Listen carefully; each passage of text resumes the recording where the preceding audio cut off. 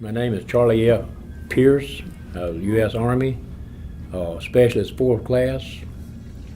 Served in Vietnam in 1968 through 1970, spent 14 months. And knock on wood, I'm still here. All right.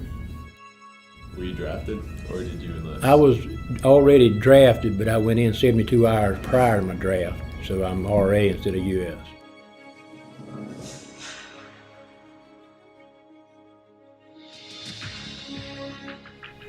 My name is Joe Wadle. I enlisted in the Marine Corps in 1962, obviously as a private. I was commissioned in 1968. When I was in Vietnam, I was a second lieutenant and a first lieutenant. I concluded my active service after 10 years and joined the Marine Corps Reserve in 1972. And I remained in the Marine Corps Reserve until 1998, so I have a total of 26 years reserve service and 10 years of active duty service. Most of the time that I was in the Marine Corps, I was an infantry officer, but I also have military occupational specialties in communications, electrical engineering, computer engineering, and that's pretty much it.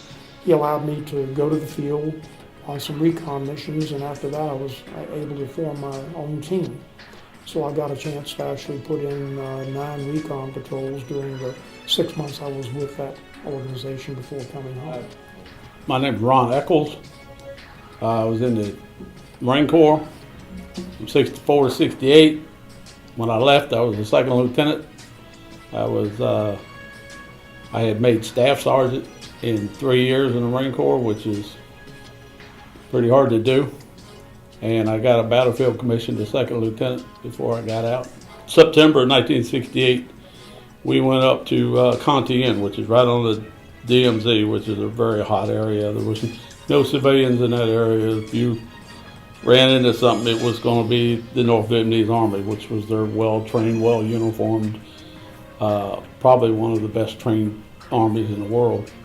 And we went up there as a battalion, which was about 800 men, and we had 6 tanks with us. Being there with a battalion of Marines, 800 strong with 6 tanks, I felt really safe. I said, who's going to mess with a battalion of Marines with all this armor?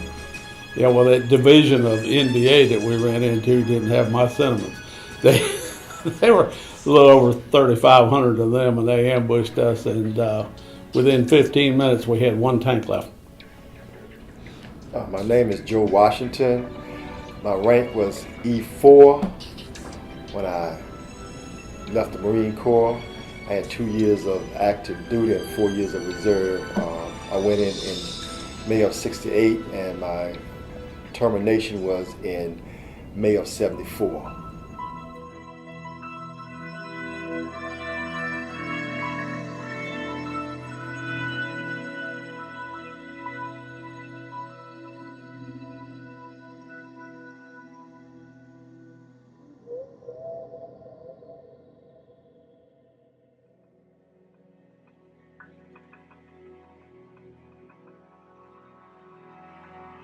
So I was wounded in the face and neck. We set in, this is around April or May of 69. We set in perimeter at night and with our platoon, and they probed the lines at night. In other words, they were seeing if they could get in. They would fire RPGs, mortars, and try to find our weakest area.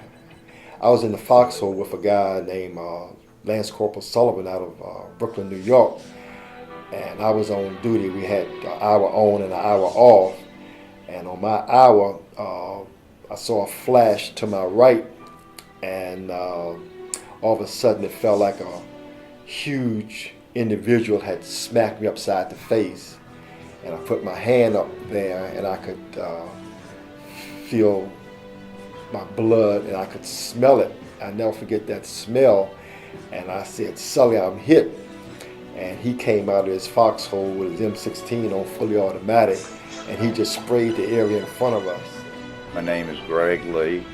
I was a Lance Corporal, United States Marine Corps. served in Vietnam from November '66 to December '67. Northern I Corps. I was in artillery with 3rd Battalion, 12th Marine Artillery Regiment. We were approximately 17 miles east of Quezon. And I left March, I think it was 8th, 7th or 8th of this year, 2015. Stayed in LA 2 days and then off to Vietnam. It was an 18-hour trip, believe it or not, from LAX to landed in Taipei, which is in Taiwan, and then another 3 hours from Taipei to fly into Hanoi. That was very strange, landing in Hanoi. You know, that was the north. I never envisioned myself being in North Vietnam. My name is Clyde Childress. I retired from the Marine Corps as a major. I served in Vietnam from May of 1966 to July of 1967. And we covered the entire zone of action for Marines. We called it I Corps. I flew approximately 500 combat missions. I was shot down twice. There was approximately 10 heavy caliber machine gun nests over top of the Marines shooting down on them. And I took a few hits from 12.5 shells, which is basically their equivalent of our 50 caliber. But at any rate, we took out all 10 of these heavy machine guns with rockets and strafing them. The 10th one, I was out of rockets, so I called for fixed wing to drop napalm. And the A4 came in and dropped 2 tanks of napalm. It hit the ground and splattered everything, but it didn't ignite. So I dove on it with my machine guns and my tracers, set the napalm off.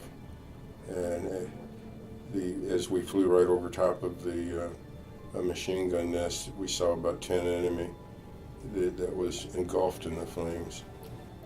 When I got off the plane in San Francisco, a long-haired hippie walked up to me, called me baby killer, and actually spit in my face. I broke his jaw and continued on to my next plane. But I didn't understand what was going on in the country, how anti-war it was, or anti-whatever. They were, the civilians were treating the returning combat veterans as if they were enemy. I couldn't understand that. So I swore that I would do everything in my power to help any future veterans.